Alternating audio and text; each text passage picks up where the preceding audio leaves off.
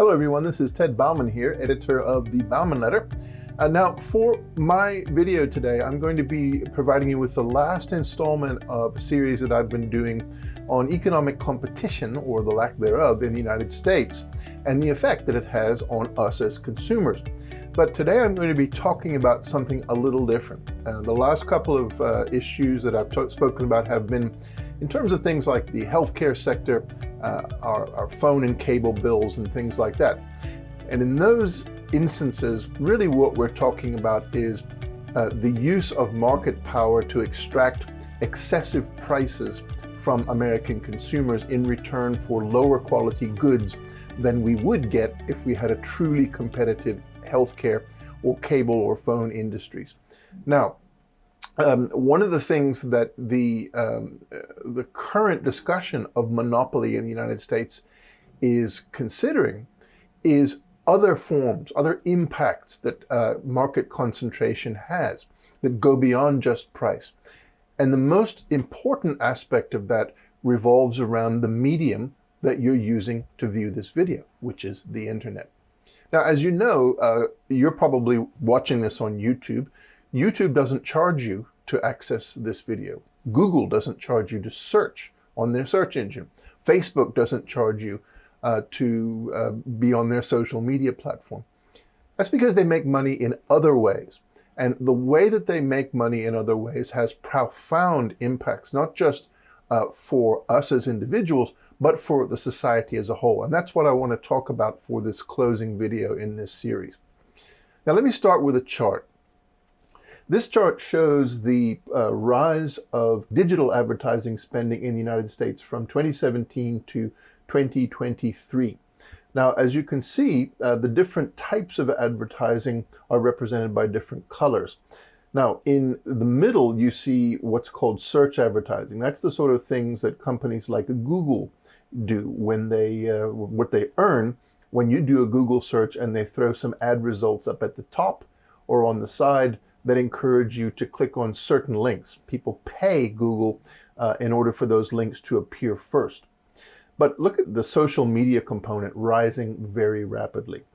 And that is essentially companies like Facebook, specifically Facebook, but also Twitter, Instagram, and others. And their advertising really revolves around the placement of advertisements in your social media feed. Now, as you can see, the overall trend is very much up. A lot of money is being spent on digital advertising in the United States. Right now, I want to drill down to one specific company, and that is Google. Let's look at their revenue.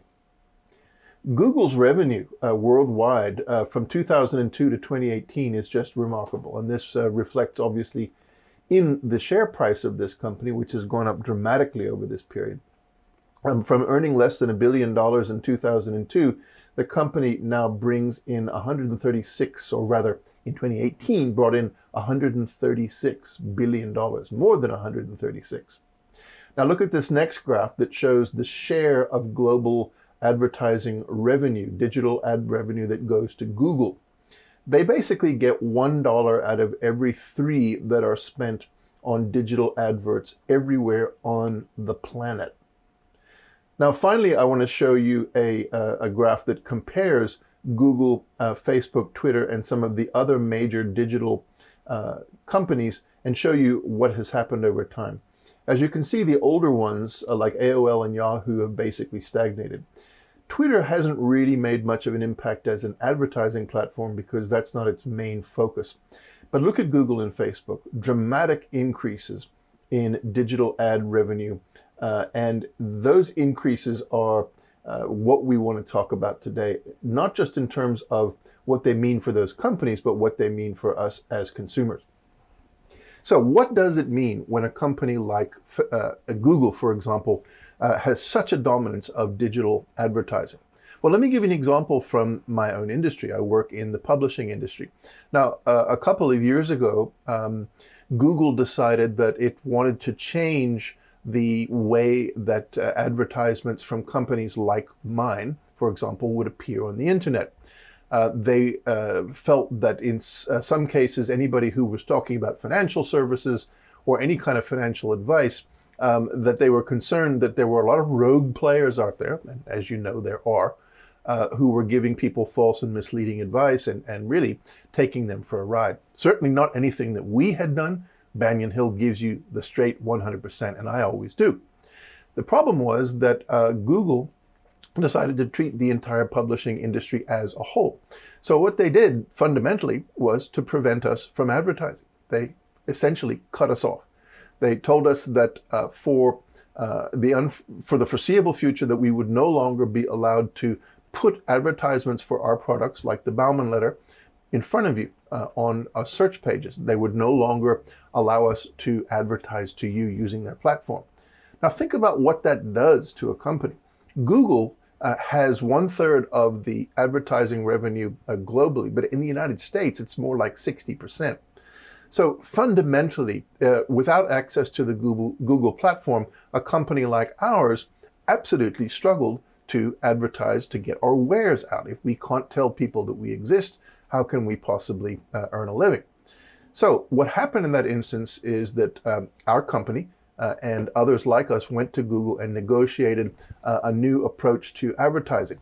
The point is that Google unilaterally determined how we were allowed to advertise to you, what we are allowed to say, even to the extent of what our newsletters are allowed to talk about.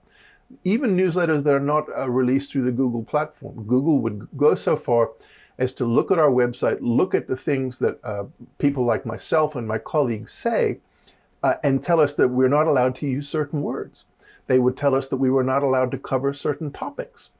So there were all kinds of changes that we were forced to make simply because Google is such a massive monopolist in online digital advertising in the United States that we had no choice but to comply. Now, people talk about the First Amendment. They talk about how the government sometimes impinges on our freedom to speak.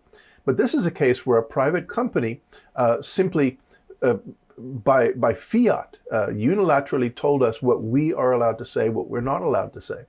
Now, again, I guarantee you that nothing that we ever advertised on Google was false. Nothing was ever misleading. Nothing ever was designed to cheat people, and nothing ever did cheat people.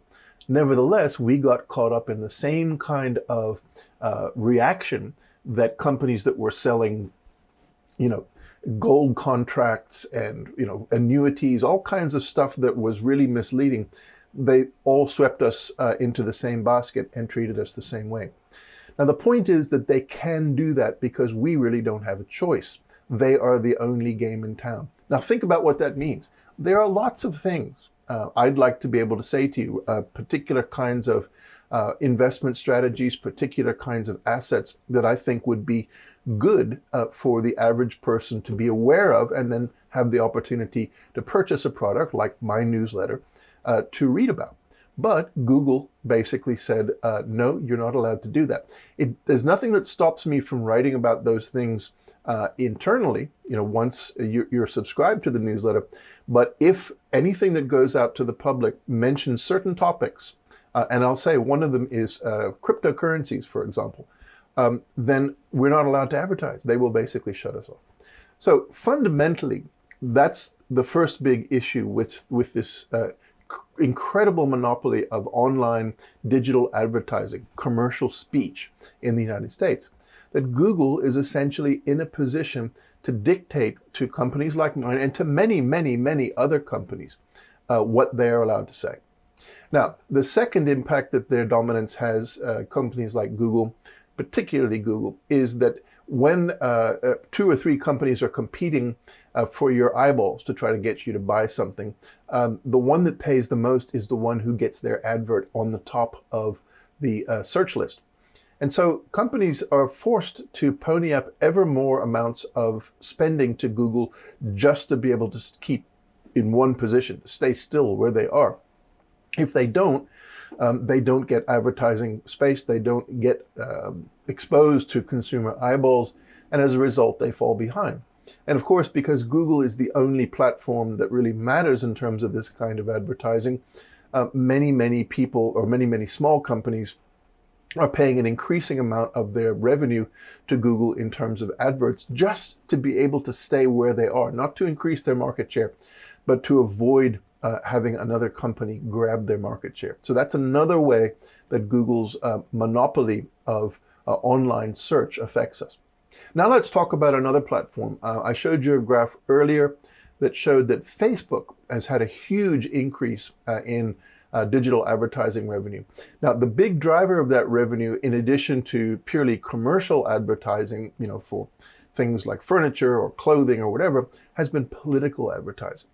In fact, one of the great lessons of the 2016 election cycle, and this has been discussed, it's not my opinion, it's been proved left, right, and center, is that the campaign of President Donald Trump was probably one of the most effective users of digital advertising on the Facebook platform that the world has ever seen. In fact, Facebook itself, one of their top executives said, well, we helped get President Trump elected, but not because of anything we did wrong. We simply provided them a platform that they exploited in the most incredible way that anybody ever has, and that really worked well for them. Now, in the 2020 cycle, we see the same thing happening. But what specifically are they referring to? What is the advertising strategy that the Trump campaign and other campaigns now are trying to use? Well, it all comes down to micro-targeting. Now, remember, I mentioned that all of these companies, none of them charge us as the people who watch or search anything. They sell adverts. But the thing that they can sell is the ability to reach very specific groups of people with very specific kinds of adverts. To return to Google for a moment, I recently went looking online for a new office chair because the one that I'd been using was hurting my back.